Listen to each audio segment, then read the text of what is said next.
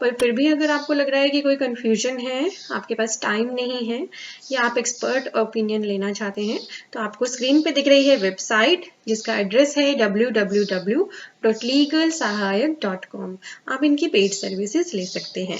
चलिए अब हम आईटीआर फाइल करना शुरू करते हैं और जो भी ज़रूरी बातें हैं वो मैं आपको आईटीआर के साथ साथ ही बता रही हूँ। आपको ये वीडियो अच्छी लगे या फिर हमारे वीडियो को देख के अगर आप अपनी आईटीआर फाइल करें तो लाइक के बटन पे क्लिक कर देना और भी लोगों के साथ शेयर कर लेना। आप देख रहे हैं सीए गुरुजी और मैं हूं आपकी दोस्त पूजा। तो मैं कर रही हूं यहाँ पे अपना अकाउंट लॉगिन। अगर आप सैलरीड पर्सन हैं, सैलरी आपको मिलती है, तो अपना फॉर्म 16 अपने पास पहले रख लो, उसी के बेसिस पे हम आईटीआर फाइल करेंगे। और अब आईटीआर में एक नई फैसिलिटी दी गई है कि बहुत सारी डिटेल्स ना ऑटो फिल होके आती हैं, बट जो भी डिटेल ऑटो फिल होती हैं वो आपकी कन्वीनियंस के लिए है। आप उन्हें एडिट भी कर सकते हैं और आपको उन्हें अच्छे से चेक भी करना है, हो सकता है कोई डिटेल मिसमैच हो। तो आपको फॉर्म 16 अपने पास ले लेना है। अब आपको सबसे पहला काम करना है, यहाँ माई अकाउंट में आपको दिख रहा है व्यू फॉर्म 26 AS, इस पे आपको क्लिक करना है। क्लिक करोगे तो यहाँ पे आपको नेक्स्ट पेज पे कंफर्म करना है, फिर आई एग्री करके प्रोसीड करना है और नीचे आपके पास यहाँ ऑप्शन आ गई click to view TDS credit. Click करते ही आपके पास यहाँ से असेसमेंट ईयर चूज करने की ऑप्शन आ गई। हम 2021 चूज कर रहे हैं और HTML या टेक्स्ट में आप इसे देख सकते हैं। मैं HTML कर रही हूँ, व्यू पे क्लिक कर रही हूँ। व्यू एंड डाउनलोड करते ही नीचे आपके पास सारा डेटा अवेलेबल हो जाएगा। आप चाहें तो इसे PDF में भी एक्सपोर्ट कर सकते हैं। क्यों चेक करना है आपको सबसे पहले अपना 26 AS? क्योंकि अगर आपका TDS या TCS कटा है तो वो आपके 26 AS में आएगा। कैसे आएगा मैं आपको दिखा रही हूँ। तो आपके 26 AS में आपकी डिटेल्स दी होती हैं, फाइनेंशियल ईयर और असेसमेंट ईयर दिया होता है और नीचे जो भी आपका TDS कटा है वो सारी डिटेल दी होती है। तो मेक श्योर सबसे पहला काम आईटीआर फाइल करते हुए 26 AS को चेक करना है। वेदर आपका TDS नहीं भी कटा है तब भी इसे एक बार जरूर चेक कर लेना, ताकि हो सकता है किसी ने गलती से आपके नाम पे TDS डाल दिया है या फिर आपको पता ही नहीं है किसी ने आपका TDS कटा है, तो इसे जरूर चेक करना। और साथ ही 26 AS में जो इनकम होती है, जैसे यहाँ पे 52,000 की इनकम आ रही है, उतनी या उससे ज्यादा की इनकम आपकी आईटीआर में शो होनी चाहिए, अदरवाइज मिसमैच का नोटिस आपको आ सकता है। तो बहुत ही केयरफुल होके अपनी आईटीआर भरना है। 26 AS से जितनी इनकम वहां पे आ रही है, जितना TDS कटा है, वो सभी चीजें आपकी मैच होनी चाहिए according to your ITR data. ठीक है, नहीं तो नोटिस आने के चांसेस बहुत ही ज्यादा बढ़ जाते हैं। तो आपको अपना 26 AS जरूर चेक करना है। 26 AS में जो आपका TDS कटा हुआ या TCS कटा हुआ दिया होता है ना, आजकल ऑनलाइन आईटीआर में ये ऑटो फिल हो गया आता है, फिर भी आपको अपना 26 AS एक बार जरूर चेक करना है। अपना 26 AS भी चेक कर लिया। अब अपनी बैंक स्टेटमेंट्स भी अपने पास रख लो। कौन से पीरियड की? 1 अप्रैल 19 से 31 मार्च 2020 की। उसमें देख लो कोई बैंक इंटरेस्ट आया है तो वो भी हमें आईटीआर में शो करना है। ठीक है, और जो भी आपने इन्वेस्टमेंट्स की हुई हैं, सेविंग्स की हुई हैं, उनके भी डॉक्यूमेंट्स अपने पास रख लो। अब आपको क्लिक करना है किस पे? ये जो आपको टैब दिया है filing of income tax return. Click करते ही यहाँ पे पैन आ रहा है ऑटोमेटिकली। असेसमेंट ईयर आपको चूज करना है 2021। केयरफुली असेसमेंट ईयर चूज करिएगा। आईटीआर का फॉर्म भी यहाँ पे आईटीआर 1 दिख रहा है, बाद में और आईटीआर्स भी आ जाएंगी, तो आपको आईटीआर 1 केयरफुली चूज करना है। फाइलिंग का type original and revise. Submission का मोड आपको प्रिपेयर एंड सबमिट ऑनलाइन करना है। हम ऑनलाइन कर रहे हैं। अपलोड XML तब यूज होती है जब आप ऑफलाइन एक्सेल या जावा यूटिलिटी यूज कर रहे हो। क्लिक करते ही यहाँ पे आपको कुछ चीजें बताई जा रही हैं कि कुछ यहाँ पे डेटा ऑटो फिल होगा, तो वो ऑटो फिल डेटा आपकी कन्वीनियंस के लिए है। आप चाहें तो उसे एडिट भी कर सकते हैं, पर केयरफुली उसे चेक कर लेना। बहुत सारी डिटेल्स ऑटो फिल होंगी। नीचे आपके बैंक अकाउंट शो होंगे अगर आपने प्रीवियस कोई आईटीआर फाइल की होगी, और आपने अगर कोई बैंक अकाउंट यहाँ पे दिख रहा है आपको, तो जिसमें आप रिफंड चाहते हैं उसे यहाँ से भी चूज कर सकते हैं, अदरवाइज हम इसे बाद में भी कर सकते हैं। और आपको क्लिक करना है कंटिन्यू पे। कंटिन्यू करते ही आई एग्री और फिर से कंटिन्यू करना है। कंटिन्यू करते ही ये आ गया हमारे पास आईटीआर का फॉर्म। अब हमें इसी को हमें फिल करना है और फाइल करनी है अपनी आईटीआर। तो छोटी छोटी जो चीजें आपको यहाँ देखनी है, ऊपर एक टाइमर चल रहा है, तो जब तक ये टाइमर रहेगा ये पेज ऑटोमेटिकली लॉग आउट नहीं होगा। पहले ये टाइमर बहुत 10 मिनट्स का होता था, अब इन्होंने काफ़ी ज़्यादा इसे बढ़ा दिया है। सेव ड्राफ्ट ज़रूर करते रहना अपनी आइटर को फाइल करते हुए, जैसे जैसे डाटा एंटर करते रहो, अदरवाइज आपका डेटा अगर पेज लॉग आउट हो गया तो फिर सारा का सारा खत्म हो जाएगा। ठीक है, तो ये कुछ छोटी छोटी बातों का आप ध्यान रखना। और इस बार कुछ नए टैब्स आ गए हैं, जैसे कि DI शेड्यूल 80D अब अलग से आ गया है, तो आप केयरफुली देखिएगा, मुझे ध्यान से सुनिएगा। मैं सभी के लिए यहाँ पर डिटेल्स कवर कर रही हूँ, चाहे आप सैलरीड पर्सन हैं और सैलरी आपकी, चाहे आप गवर्नमेंट एम्प्लॉय हैं या प्राइवेट एम्प्लॉय हैं, अगर आप आर्मी में काम करते हैं। बहुत ज़्यादा क्वेरी आती है मेरे पास आर्मी पर्सन के लिए। अगर सभी के लिए आइटर 1 को फाइल करने का तरीका एक ही है, आपको अपने फॉर्म 16 के अकॉर्डिंग सैलरी की डिटेल्स डालनी है और कोई अदर इनकम है तो उससे दिखाना है। बहुत ईजी है आइटर को फाइल करना। सबसे पहले आ जाता है आपका पार्ट A, जर्नल इन्फॉर्मेशन। इसमें बहुत इंपॉर्टेंट चेंज हुआ है, तो केयरफुली ध्यान से अंडरस्टैंड करिएगा। यहाँ पे आती हैं डिटेल्स आपकी जो आपने अपने आप को रजिस्टर करते हुए डाली थी। पैन आपका यहाँ के फ्रीज हो जाता है, नाम भी आपका फ्रीज हो जाता है, आधार भी आपका फ्रीज हो जाता है जो आपने डाला होता है, डेट ऑफ बर्थ फ्रीज हो जाती है, मोबाइल नंबर, ईमेल आईडी आप इसे चेंज कर सकते हो, एडिटेबल होती हैं तो एक्टिव डालिएगा और जिसपे आपको फ्यूचर कम्युनिकेशन भी आ सके। एड्रेस भी यहाँ पर एडिटेबल होता है, तो अपनी सारी डिटेल्स को चेक कर लेना और कोई डिटेल एडिट करनी हो तो आप कर सकते हो। अब इसी पेज पे नीचे जो इन्फॉर्मेशन हैं ये बहुत इंपॉर्टेंट है, बहुत इंपॉर्टेंट चेंजेस के साथ आई है। पहले तो आपको नेचर ऑफ एम्प्लॉयमेंट चूज करना है। तो अगर आप गवर्नमेंट एम्प्लॉय हो तो सेंट्रल और स्टेट गवर्नमेंट 2 ऑप्शन आपको दी है, आपको बताना पड़ेगा। या फिर अगर आप PSU में काम करते हैं तो उसके ऑप्शन अलग से हैं। अगर आप पेंशनर है, रिटायर हो चुके हैं, तो आपको यहाँ से पेंशनर चूज करना है। अगर इनमें से किसी में नहीं फॉल करते, प्राइवेट सेक्टर एम्प्लॉय है, तो अदर चूज कर लीजिए। और ये ITR वो पर्सन भी फाइल कर सकते हैं जिनकी सैलरी इनकम ना होके सिर्फ अदर सोर्स की इनकम है। जैसे कई बार FD के इंटरेस्ट पे TDS कट जाता है, इसलिए ITR फाइल कर रहे हो, या फैमिली पेंशन आ रही है आपकी इसलिए ITR फाइल कर रहे हो, तो फिर ये लास्ट ऑप्शन को आप चूज कर लेना। ये प्राइवेट सेक्टर एम्प्लॉय है तो मैं अदर चूज कर रही हूँ। फील्ड अंडर सेक्शन 139(1) आ रहा है, इसे एज इट इज रहने दीजिए। अब जो चेंज आया है ITR में वो है 3 एक्स्ट्रा डिस्क्लोजर्स मांगे गए हैं। अगर आपने अपने करंट अकाउंट में, सेविंग की बात नहीं हो रही है, करंट अकाउंट में किसी भी एक में या सभी में मिला के 1 करोड़ या उससे ज्यादा प्रीवियस ईयर कौन सा, मतलब जिस ईयर की आप रिटर्न भर रहे हो, डिपॉजिट कराया है, तो आपको यहाँ पे उसकी डिटेल देनी है।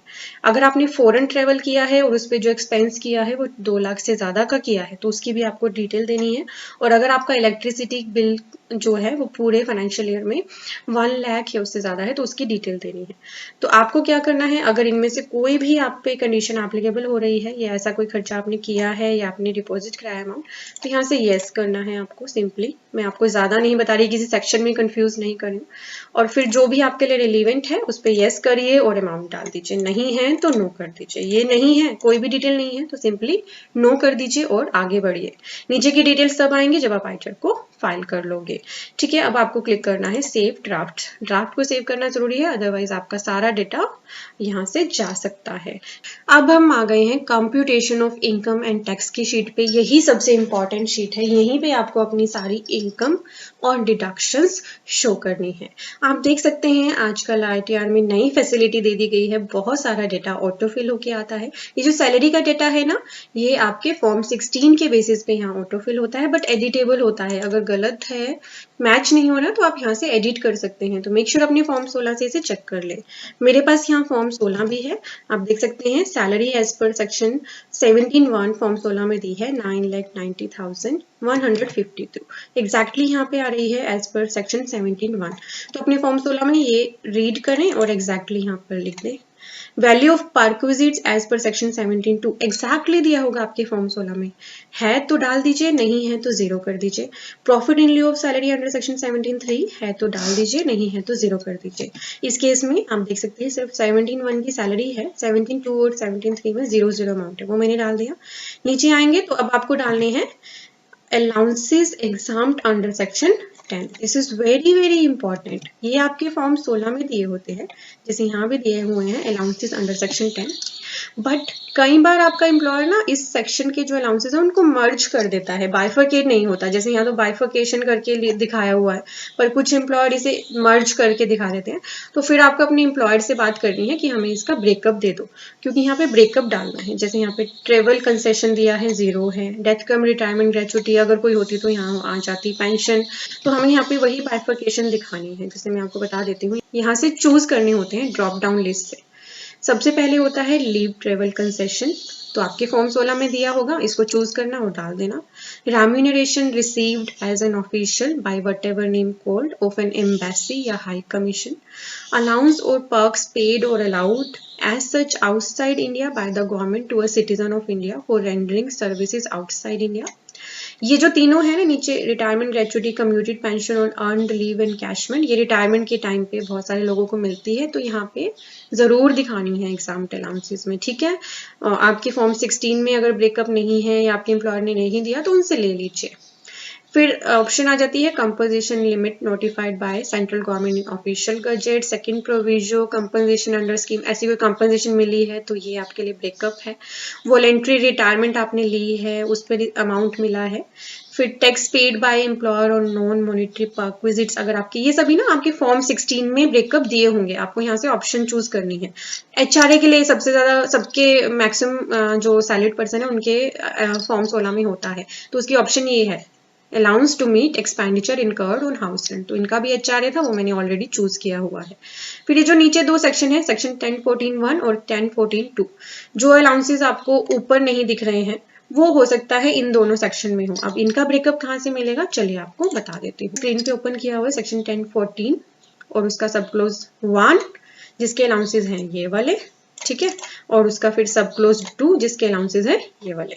ये सभी अलाउंसेस का लिंक मैंने वीडियो के डिस्क्रिप्शन में दे दिया है, तो आपके जो अलाउंस आपको वहां नहीं मिल रहे हैं ड्रॉप डाउन में, एक बार यहाँ से पढ़ लेना। हो सकता है इसमें सेक्शन 1014(1) जो यहाँ तक है, ए नंबर से लेकर एफ तक, और नीचे है सेक्शन 1014(2) जो ये नीचे अलाउंस दिए हैं, नेचर ऑफ अलाउंस, हो सकता है आपका इनमें कवर हो रहा हो। इसमें है 15 अलाउंसेस, ठीक है। लिंक वीडियो के डिस्क्रिप्शन में है, चेक कर लेना। अगर आपका अलाउंस इन दोनों कैटेगरी में आता है तो इसे चूज कर ले, कहीं भी नहीं आ रहा तो एनी अदर चूज करो, डिस्क्रिप्शन में लिख दो और अमाउंट डाल दो, ठीक है। तो मेरा यहाँ पे हाउस रेंट अलाउंस ही था, तो मेरे केस में ठीक है। यहाँ 2 अलाउंस ऑटोमेटिकली डले हुए हैं फॉर्म 16 के हिसाब से, बिल्कुल ठीक है। और जो स्टैंडर्ड डिडक्शन होती है ना, जैसे ही आप सैलरी एंटर करते हो स्टैंडर्ड डिडक्शन ऑटोमेटिकली इस फॉर्म में फिल हो जाती है, आपको खुद एंटर नहीं करनी होती। अगर आपका एंटरटेनमेंट अलाउंस है तो वो भी आपके फॉर्म 16 में दिया होगा, यहाँ डाल देना। प्रोफेशनल टैक्स आपका डिडक्ट हुआ है तो वो भी आपके फॉर्म 16 में दिया होगा, यहाँ डाल देना। और यहाँ आ जाएगी फिर आपकी income chargeable under the head salary, ये एग्जैक्टली आपके फॉर्म 16 से मैच होगी। इसको बिल्कुल अच्छे से मैच कर लेना, कोई वेरिएशन ना हो। अब बात आती है जिनके एक से ज्यादा फॉर्म 16 हो। बहुत ज्यादा मेरे पास क्वेरी आती है कि हमने जॉब स्विच की थी, एक से ज्यादा फॉर्म 16 हो।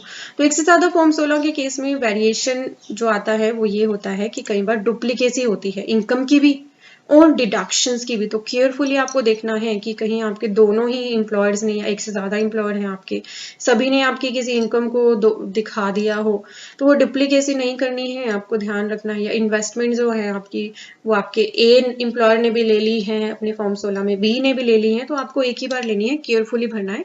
मैं इसकी सेपरेट वीडियो अपने चैनल पे डाल दूंगी, जैसे ही वो वीडियो आएगी वो आपको यहाँ पे आई बटन पे लिंक मिल जाएगी। उस केस में आपको बड़ा केयरफुली भरना होता है आईचर 1। तो सैलरी की डिटेल आपने समझ ली। सैलरी हमने अपनी इनकम में एंटर कर दी, सबसे पहले थी सैलरी। अगर आपकी सैलरी नहीं है, सिर्फ अदर इनकम है, तो ये सारी डिटेल आप छोड़ देना।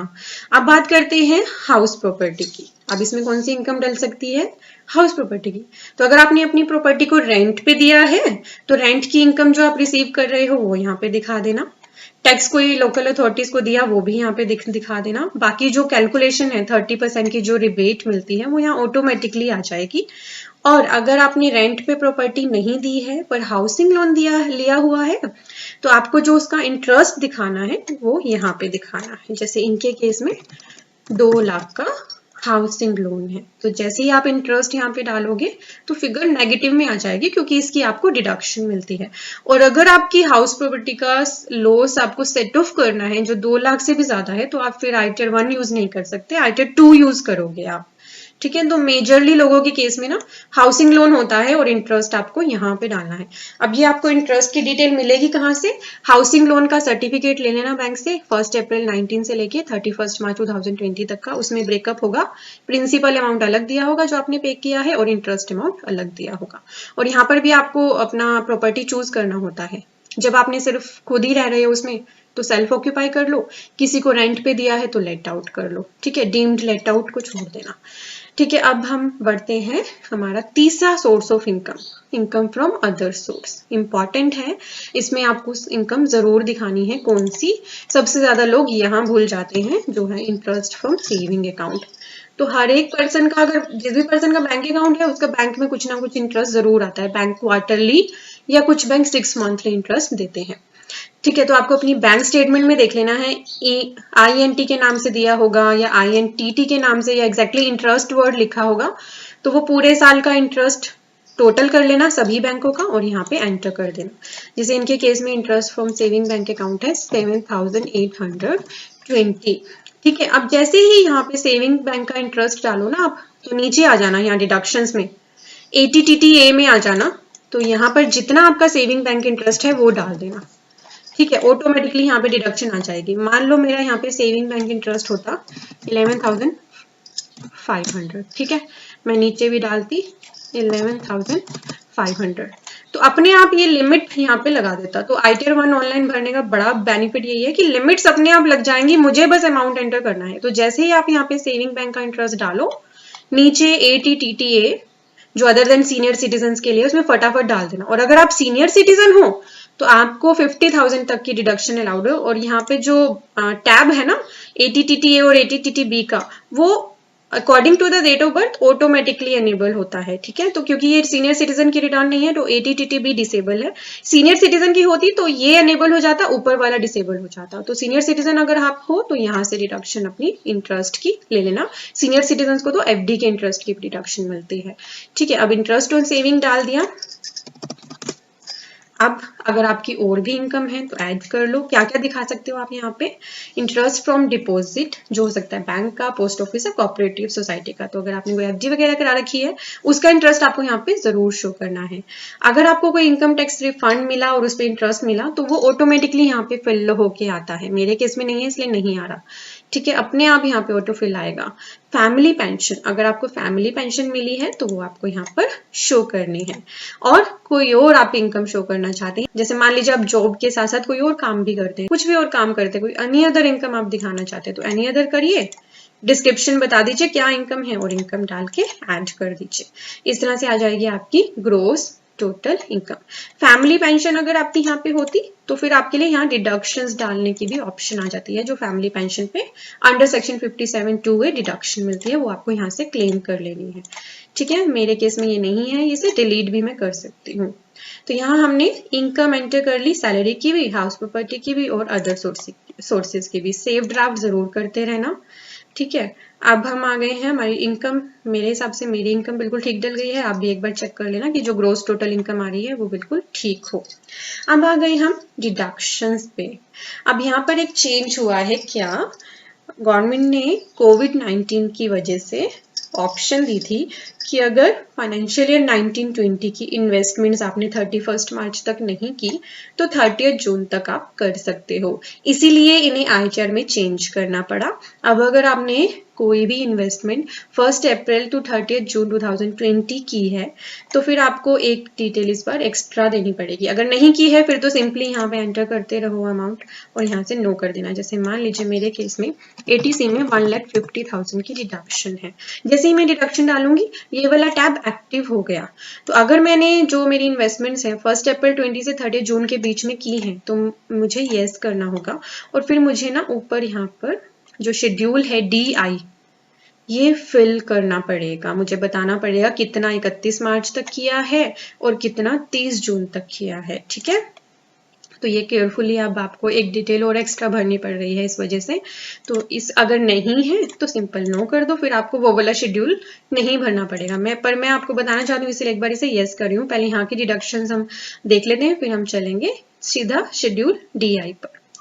तो 80C में आपकी कौन सी डिडक्शंस आती हैं? जैसे आपने हाउसिंग लोन लिया है उसका प्रिंसिपल, वीडियो थोड़ी सी लंबी है बट एग्जैक्ट क्लैरिटी के साथ आपको बता रही हूँ, तो आप आसानी से अपनी ITR फाइल कर पाओगे और बिल्कुल ईजी लैंग्वेज में मैं बता रही हूँ। 80C में आपका LIC का प्रीमियम आ जाता है, कुछ चीज़ें ये यहाँ पर लिख भी देते हैं which is very good, deferred annuity, contribution to provident fund, subscription to certain equity share debenture, principal है आपका हाउसिंग लोन का, ठीक है। इस तरह की डिडक्शन आप 80C में ले सकते हो और इसकी लिमिट है 1,50,000। तो अगर मैं ज़्यादा अमाउंट भी डालूंगी ना तो ऑटोमेटिकली यहाँ पे लिमिट में ही रहेगा, ठीक है। तो ये बड़ी अच्छी बात है इस ITR की। नेक्स्ट है 80CCC, 80CCD1, 80CCD1B और 80CCD2 का कंट्रीब्यूशन जो है आपका पेंशन फंड में कंट्रीब्यूशन, ठीक है। तो जो सेंट्रल गवर्नमेंट एम्प्लॉय हैं उनका पेंशन में कंट्रीब्यूशन गवर्नमेंट भी करती है और वो भी करते हैं, तो उनके लिए ये सभी सेक्शन रिलेवेंट है। इन पर मैंने सेपरेट वीडियो बनाई हुई है, यहाँ आई बटन पे मैंने लिंक कर दी है। सभी डिडक्शंस पे मैंने मेजरली काफी सारे डिडक्शन पे वीडियो बनाई हुई है, बहुत सारी वीडियोस वीडियो के डिस्क्रिप्शन में है अगर आपने डिटेल में देखनी है तो, ठीक है। तो अगर आपने पेंशन में कंट्रीब्यूट किया है तो आप यहाँ पे अमाउंट एंटर कर सकते हो। गवर्नमेंट ने एक और NPS स्कीम ओपन की हुई है जिसमें जो अदर देन गवर्नमेंट एम्प्लॉय हैं वो भी अपना नेशनल पेंशन स्कीम में अकाउंट ओपन करवा के पेंशन स्कीम का बेनिफिट ले सकते हैं। तो अगर आपने वहाँ पे कंट्रीब्यूट किया है, NPS में इन्वेस्ट किया हुआ है, तो आपको सेक्शन 80CCD1B में डिडक्शन मिलती है मैक्सिमम 50,000 की। तो अगर मैंने 55,000 का कंट्रीब्यूशन कर दिया तो मुझे डिडक्शन 50,000 की ही मिलेगी। अब आती है सेक्शन 80D जो आजकल बहुत ही ज्यादा जरूरी भी है आपके लिए ये इन्वेस्टमेंट करना, मेडिक्लेम कराना। इसमें अगर आपने एक्सपेंस किया है तो इसकी डिडक्शन आपको 80D में मिलती है। अब इसके लिए अलग से शेड्यूल बना दिया है, चलिए चलते हैं 80D के शेड्यूल पे। तो अब आपको सारी डिटेल यहाँ पे फिल करनी है क्योंकि इसमें बहुत सारे है ना बाइफर्केशन, इसीलिए इसका अलग से इन्होंने शेड्यूल बना दिया। तो पहले आपसे क्वेरी की जा रही है कि वेदर यू और any of your family member excluding parent is a senior citizen. तो आपसे पूछा जा रहा है कि आप या आपके फैमिली मेंबर जो हो सकते हैं आपके स्पाउस और आपके चिल्ड्रन, तो क्या वो सीनियर सिटीजन है? तो अगर आप सीनियर सिटीजन हैं तो यस कर देना, नहीं है तो नो कर देना, या फिर note claiming for self and family, अपने और अपने बच्चों के लिए नहीं क्लेम करे तो एक और ऑप्शन उन्होंने दे दी है। तो ये सीनियर सिटीजन का नहीं है अकाउंट तो नो कर रही हूं मैं। फिर आपका जो अब आपने क्या क्लेम करना है सेल्फ एंड फैमिली के लिए, हेल्थ इंश्योरेंस अगर आपने कराया है 15,245 का इन्होंने कराया है। प्रिवेंटिव हेल्थ चेकअप की डिडक्शन भी हमें इसमें मिल जाती है, 5,000 तक की अलाउड होती है, ठीक है। फिर self and family senior citizen यहाँ पे डिसेबल हो गया, तो अगर ये सीनियर सिटीजन होते यस करते तो ये भी यहाँ पर एनेबल हो जाते, तो और सीनियर सिटीजन के लिए आपको डिटेल्स यहाँ पे एंटर करने की ऑप्शन आ जाती, ठीक है। तो आपका यहाँ पर आ गया अब total amount self and family के लिए। सेव ड्राफ्ट करते रहिए।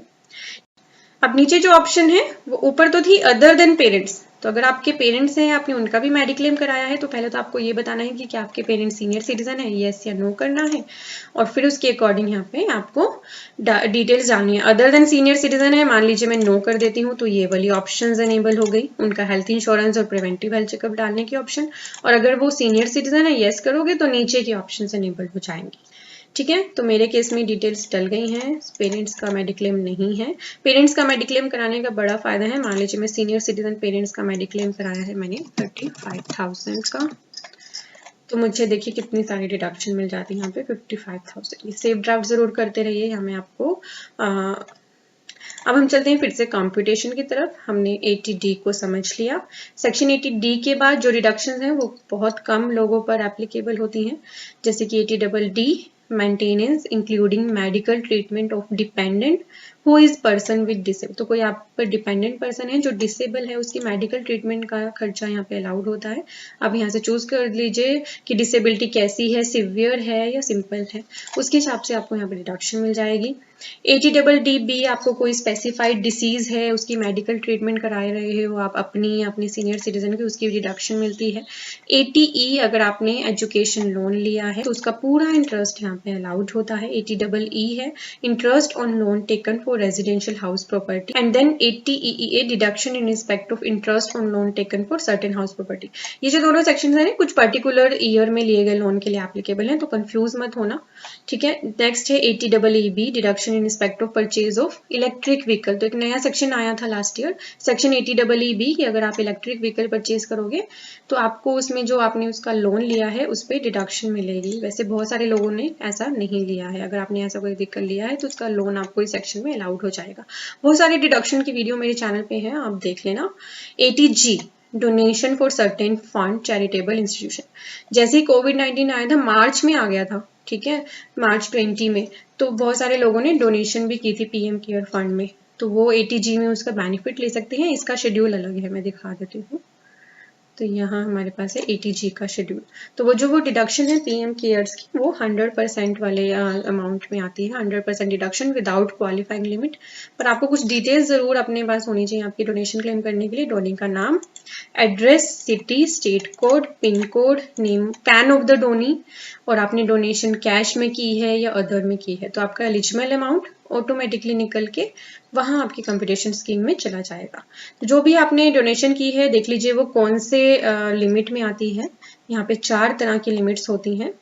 एक तो होती है 100% deduction without qualifying limit, 50% deduction without qualifying limit, मतलब पूरी की पूरी मिल जाती है यहाँ तो 100% के केस में, 50 के केस में 50 हो जाती है, और जो नीचे है वो विद क्वालिफाइंग लिमिट होती है, वो अकॉर्डिंग टू द इनकम अपने आप यहाँ पे कैलकुलेट होती है। तो आपको देखना है आपकी डोनेशन किस कैटेगरी में, जहां भी आपने डोनेशन की है ना उनसे आप पूछ सकते हो, वो आपको बता देंगे।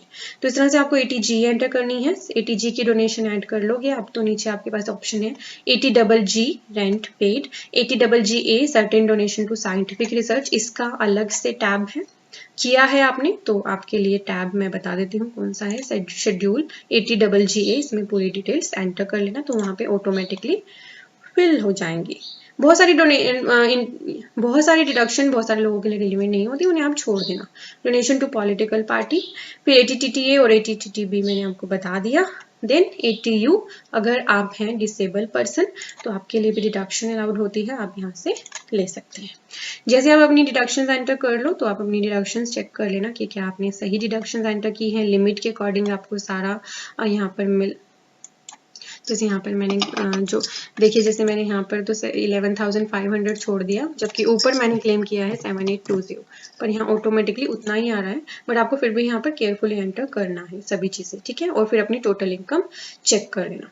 अब हम बात करते हैं एग्जाम्ड इनकम की। कुछ इनकम होती है एग्जाम्ड, जिन पर टैक्स तो नहीं लगता बट आपको आइटर में दिखाना होता है। जैसे सबसे पहले आपकी एग्रीकल्चर इनकम अगर अप टू 5,000 है, 5,000 से ज्यादा है तो ये फॉर्म आप फिल नहीं कर सकते, ठीक है। फिर होती है आपकी कुछ इनकम जो आपको यहाँ पे अगर मिली है तो शो कर दो, जैसे 10(10)BC में any amount from the central या state government local authority by way of compensation on account of any disaster, any sum received under a life insurance policy. बहुत ज्यादा क्वेरी आती है मेरे पास कि लाइफ इंश्योरेंस पॉलिसी मैच्योर होगी, हमें amount मिला है including the sum allotted by way of bonus of this policy, तो वो आपको यहाँ पे दिखा देना है 10(10)D में।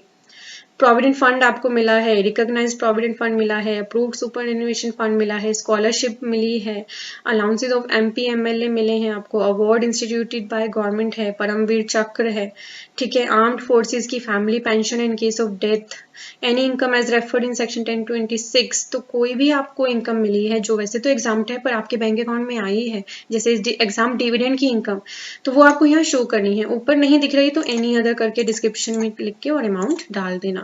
तो अगर आपकी एग्जाम इनकम है ITR में दिखाना मत भूलना।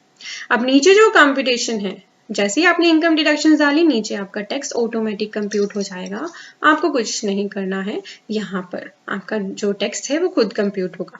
पर ये जो रिलीफ है अंडर सेक्शन 89 वो आपको अकॉर्डिंग टू फॉर्म 10E खुद क्लेम करनी होती है। ये किस केसेस में होती है, जब आपको एरियर मिला होता है, ठीक है, तो आपको पहले फॉर्म 10 ही फिल करना होता है और फिर जो रिलीफ होता है वो यहाँ पर डालना होता है। सेव ड्राफ्ट करते हैं ना। अब हम बढ़ रहे हैं नेक्स्ट शीट पर।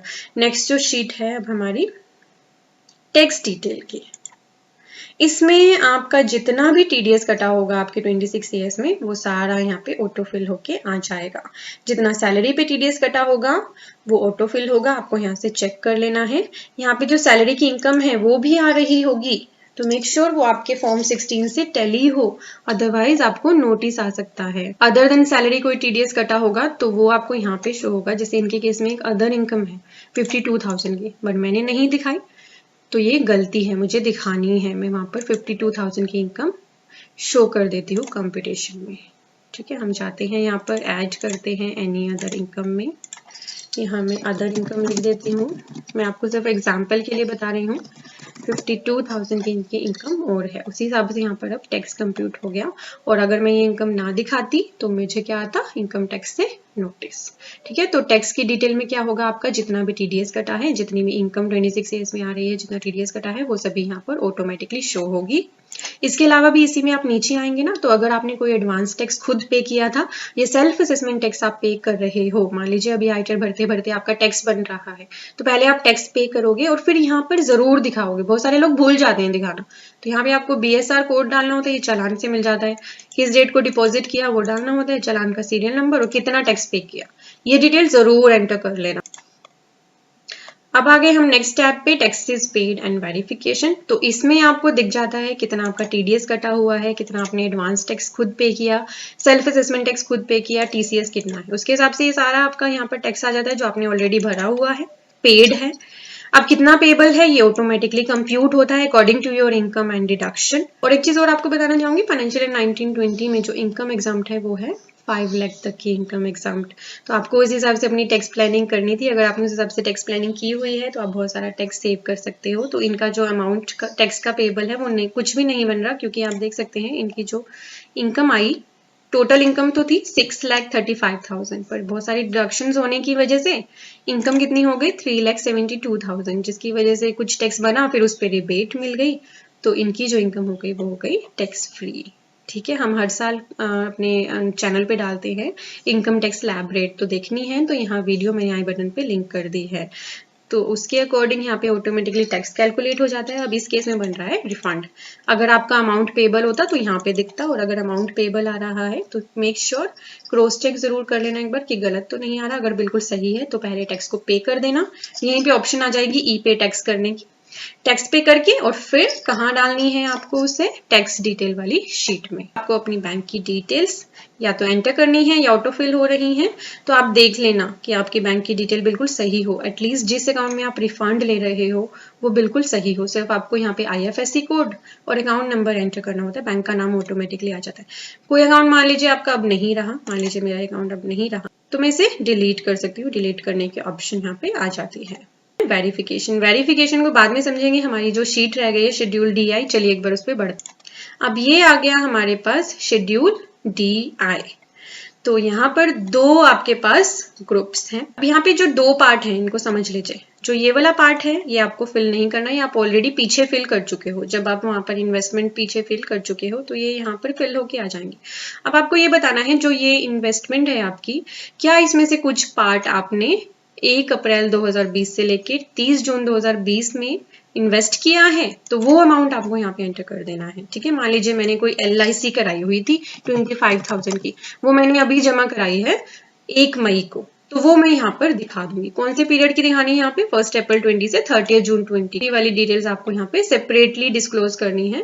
मार्च तक की जो बैलेंस होगी वो ऑटोमेटिकली आपकी मार्च तक की इन्वेस्टमेंट होंगी। तो आपने अप्रैल से लेके जून तक में जो इन्वेस्टमेंट की है वो यहाँ पे आपको बाइफरकेट करके दिखानी है। अब बहुत सारे लोगों की एक क्वेरी होती है कि मैंने जो इन्वेस्टमेंट 1 अप्रैल से 30 जून के लिए नेक्स्ट फाइनेंशियल ईयर के लिए कर दी, वो गवर्नमेंट को कैसे पता चलेगा? तो इसका पता ऐसे ही चलेगा कि यहाँ पे आपको खुद ही उसे एट्रीब्यूट करना है। अगर आपने की ही वो नेक्स्ट फाइनेंशियल ईयर के लिए इन्वेस्टमेंट, तो आपको यहाँ पे नहीं डालनी है। ठीक है, तो अकॉर्डिंगली आप डाल लीजिएगा जो भी आपके इन्वेस्टमेंट आपने आगे के इस क्वार्टर में किया है अप्रैल से 30 जून 2020। तो ये बहुत छोटा सा, तो इस शेड्यूल में आपको मेजरली तभी डिटेल डालनी है जब आपने इस पीरियड में इन्वेस्टमेंट की हो, अदरवाइज इसको छोड़ देना। अदरवाइज तो आप नो कर दोगे, यहाँ पे डिटेल डालनी ही नहीं पड़ेगी। अब वेरिफिकेशन में आपका नाम और आपका फादर नेम भी यहाँ ऑटोमेटिकली आ जाता है। आपको सिलेक्ट करना होता है कैपेसिटी, तो इंडिविजुअल कैपेसिटी आप यहाँ से चूज कर लेना। परमानेंट अकाउंट नंबर आ रहा होता है, अपना प्लेस डालना होता है, आपको डेट यहाँ ऑटोफिल आती है। नीचे की जो 3 ऑप्शंस हैं, दिस आर वेरी इंपॉर्टेंट, ये ई वेरिफिकेशन के लिए है। ठीक है, तो आप अभी क्या करना, आप पहले कर लेना I would like to e verify letter. इसका मतलब ये नहीं है कि आप बाद में ई वेरीफाई नहीं कर पाओगे। यहाँ पे आप क्लिक कर लेना और सेव ड्राफ्ट करके प्रीव्यू एंड सबमिट कर लेना। मैं प्रीव्यू एंड सबमिट करके आपको दिखा रही हूँ। अब आपको सिलेक्ट करना है ड्रॉप डाउन से सेल्फ और यहाँ पे अपना प्लेस डालना है, सेव ड्राफ्ट करना है और प्रीव्यू एंड सबमिट कर देना है। प्रीव्यू एंड सबमिट करने का मतलब ये नहीं होता कि आपने फाइनल सबमिट कर दिया। यहाँ पे आपको ऑप्शन दी जाती है अपने सारे डेटा को एक बार रिव्यू करने की। तो अच्छी तरह से इसे गो थ्रू करिए, सभी चीजें चेक कर लीजिए। अगर आप बिल्कुल सेटिस्फाई हैं तो नीचे दिया गया है सबमिट का बटन, जैसे ही आप इस पे टिक कर दोगे, क्लिक कर दोगे तो आपकी ITR हो जाएगी फाइल होते ही आपकी ईमेल आईडी पे भी आपके पास एक्नॉलेजमेंट चली जाएगी और डाउनलोड करने की ऑप्शन भी आ जाएगी। और जो ये PDF आप यहाँ पे देख पा रहे हैं, आप इसको यहाँ से डाउनलोड भी कर सकते हैं। कोई भी गलती लग रही है तो एडिट की ऑप्शन आपको दी है। ठीक है, अब हमने जान लिया, हमारी ITR पूरी तरह से फाइल हो गई। अब ITR फाइल करते ही जो एक्नॉलेजमेंट आएगी ना, लिखा होगा this is not a proof of filing of ITR। क्यों? क्योंकि अभी आपको इसे E-वेरीफाई करना है। तो चलिए आपको बता देती हूँ E-वेरिफिकेशन कैसे करनी है। E-वेरिफिकेशन के लिए आपको माय अकाउंट में आना है। यहाँ पे ऑप्शन दी हुई है आपको E-वेरीफाई रिटर्न की, इस पे आपको क्लिक करना है। अभी मेरे पास यहाँ पे कोई भी E-वेरिफिकेशन में पेंडिंग रिटर्न नहीं आ रही है। जैसे आप रिटर्न भर दोगे तो वो ये रिटर्न आपको यहाँ शो होने लगेगी। E-वेरीफाई का बटन आएगा, उस पर क्लिक कर लेना। वहां पे आपके पास ऑप्शंस आ जाएंगी। E-वेरीफाई आप इंटरनेट बैंकिंग से कर सकते हो या अपने आधार OTP से कर सकते हो। तो मैक्सिमम लोग आधार OTP से करते हैं, तो आप अपने आधार OTP के थ्रू, अगर आपका मोबाइल आधार से लिंक है तो इजीली अपनी ITR को E-वेरीफाई कर पाओगे। कहीं भी आपको फिर ITR नहीं भेजनी है, आपकी ITR घर बैठे बैठे कंप्लीटली फाइल हो जाएगी। आप उसे अपने पास सेव कर लेना। पर अगर आपका E-वेरिफिकेशन के लिए कोई भी ऑप्शन काम नहीं कर रहा है तो फिर आप उसे ऑफलाइन जो एड्रेस दिया होता है ITR-V पर, उस एड्रेस पर सेंड कर देना। ये है वो एड्रेस जो आपको यहाँ स्क्रीन पे दिख रहा है। ITR-V आपको सेंड करनी होती है इस एड्रेस पे थ्रू ऑर्डिनरी या स्पीड पोस्ट ओनली। और जब आप इसे E-वेरीफाई कर देते हो तो इस तरह से आपके पास एक्नॉलेजमेंट आ जाती है जिसपे लिखा होता है do not send this acknowledgement to CPC Bangalore. तो ये होती है आपकी एक्नॉलेजमेंट जिसमें आपकी पूरी डिटेल, आपकी इनकम, कोई रिफंड बनता है एक्सेट्रा, सभी डिटेल्स दी होती हैं। और E-वेरीफाई करने से पहले कुछ इस तरह की एक्नॉलेजमेंट आपको मिल जाती है। तो आई एम होपिंग आपने अपनी ITR मेरे साथ साथ फाइल कर ली है। अगर की है तो लाइक के बटन पे प्रेस कर दो। और भी बहुत सारी वीडियोस आपको हमारे चैनल पे मिल रही हैं। मेक श्योर सब्सक्राइब के बटन पे क्लिक कर लेना और छोटे से बेल आइकन को प्रेस करना मत भूलना। Thank you for watching. Bye bye.